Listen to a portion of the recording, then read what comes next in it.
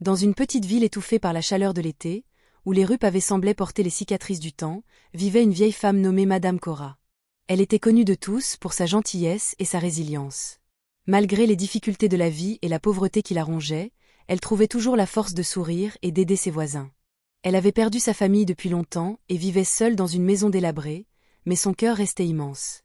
De l'autre côté de la ville, dans un quartier luxueux et étincelant, régnait la famille Lefebvre, un clan de milliardaires connus pour leur fortune colossale et leur arrogance. La fille aînée, Élise Lefebvre, était une jeune femme belle et raffinée, mais gâtée par l'argent et habituée à obtenir tout ce qu'elle désirait. Son attitude hautaine envers les gens modestes était devenue légendaire dans la ville. Un matin d'été, Élise décida de faire une promenade dans le parc central avec son chauffeur et sa voiture de luxe. Le parc était animé comme toujours. Des enfants jouaient, des couples flânaient, et des femmes âgées balayaient les allées, nettoyant le parc pour une pièce modeste en échange. Madame Cora, fidèle à sa routine, balayait le trottoir près de la fontaine, lorsqu'une petite flaque d'eau boueuse se forma sous ses pieds. Elle leva la tête et aperçut Élise et son groupe arrivant en courant, riant à pleine voix, ignorant les autres autour d'elle.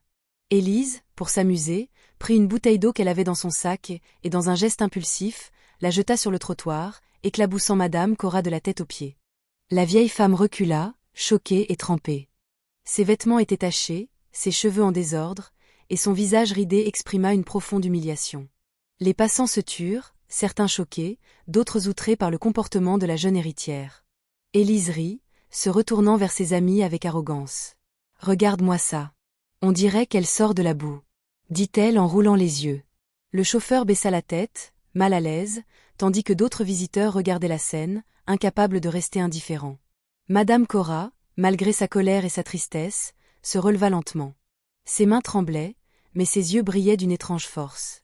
Elle s'approcha d'Élise, son visage ruisselant d'eau sale, et dit d'une voix ferme mais calme. « Ma chère enfant, ce geste que tu viens de poser n'est pas seulement cruel, il est révélateur. Tu ne vois peut-être pas aujourd'hui, mais la vie a une manière bien particulière de nous rappeler notre humanité. » Élise éclata de rire, pensant que la vieille femme était ridicule. Elle haussa les épaules et partit, suivie de ses amis, ignorant complètement la leçon qui venait de lui être offerte. Mais la vie avait déjà commencé à travailler en silence.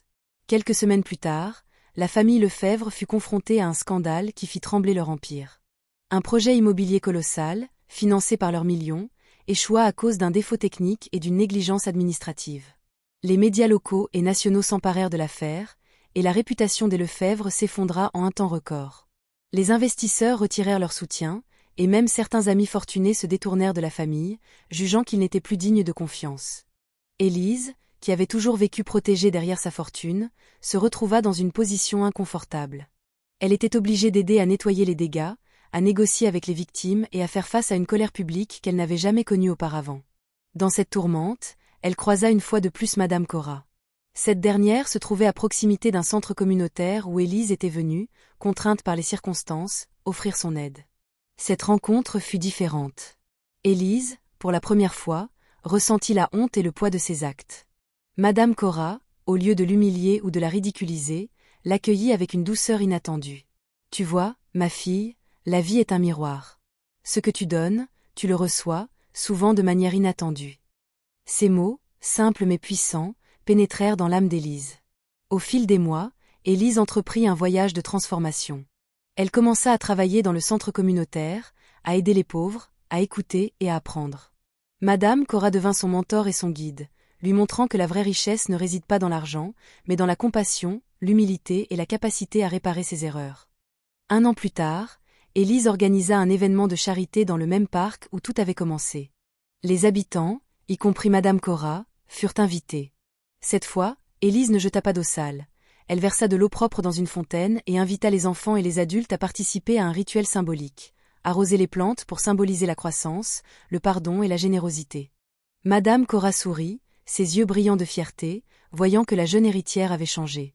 Ce geste simple mais sincère marqua la fin de la vanité et de l'arrogance d'Élise. Elle avait compris que chaque acte, même le plus petit, avait des conséquences.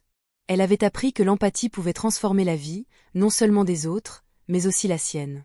Et ainsi, dans cette petite ville, un incident apparemment insignifiant, une éclaboussure d'eau sale, devint le catalyseur d'une transformation humaine profonde, rappelant à tous que la richesse véritable n'est pas mesurée en billets ou en bijoux, mais en cœur et en âme.